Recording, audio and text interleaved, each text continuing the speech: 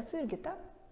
Drugelio projekte pradžioje negalvojau dalyvauti, padaryti norėjau dovaną vyrui, siurprizą.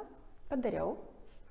Vyrui iš tikrųjų buvo siurprizas, bet matyt per didelis ir šitas siurprizas atiteko man.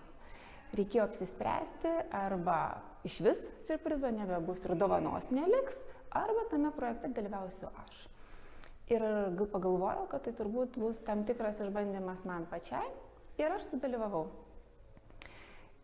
Sakykime, didžiausi išbandymai, kurie laukia, tai buvo netikėtumai, todėl kad darbas suplanuotas maždaug mėnesiui į priekį ir į tą darbą turėjo įsipaišyti projektas trunkantis lygiai 21 dieną.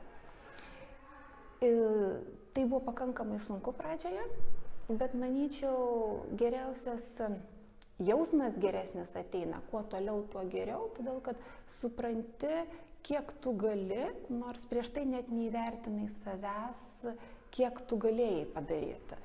Ir atrodė, kad programoje pristatymas yra kuo toliau, tuo bus sunkiau. Iš tikrųjų ateina priešingai, kuo toliau, tuo linksmiau, įdomiau ir lengviau.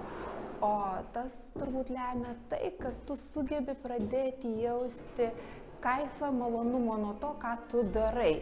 Nors prieš tai tą patį darai, tik tai nežinojai kaip ir dėl ko darai. O dabar supranti patį procesą, jo eigą ir visą veiksmą, kuris vyksta.